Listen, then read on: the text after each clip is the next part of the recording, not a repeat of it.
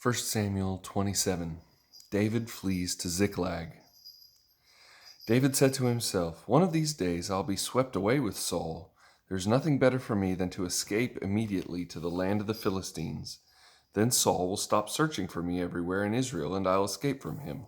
So David set out with his 600 men and went to Achish, son of Maoch, the king of Gath. David and his men stayed with Achish in Gath. Each man had his family with him, and David had his 2 wives, Ahinoam of Jezreel and Abigail of Carmel, Nabal's widow. When it was reported to Saul that David had fled to Gath, he no longer searched for him. Now David said to Achish, "If I have found favor with you, let me be given a place in one of the outlying towns so I can live there. Why should your servant live in the royal city with you?" That day Achish gave Ziklag to him, and it still belongs to the kings of Judah today.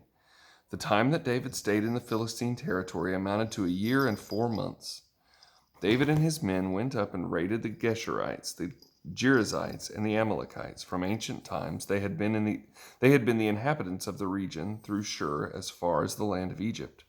Whenever David attacked the land, he did not leave a single person alive, either man or woman, but he took flocks, herds, donkeys, camels, and clothing. Then he came back to Achish, who inquired, "Where did you raid today?" David replied, "The south country of Judah, the south country of the Jerahmeelites, or against the south country of the Kenites." David did not let a man or woman live to be brought to Gath, for he said, "Or they will inform on us and say, 'This is what David did.'" This was David's custom during the whole time he stayed in the Philistine territory. So Achish trusted David, thinking, "Since he has made himself detestable to his people Israel, he will be my servant forever."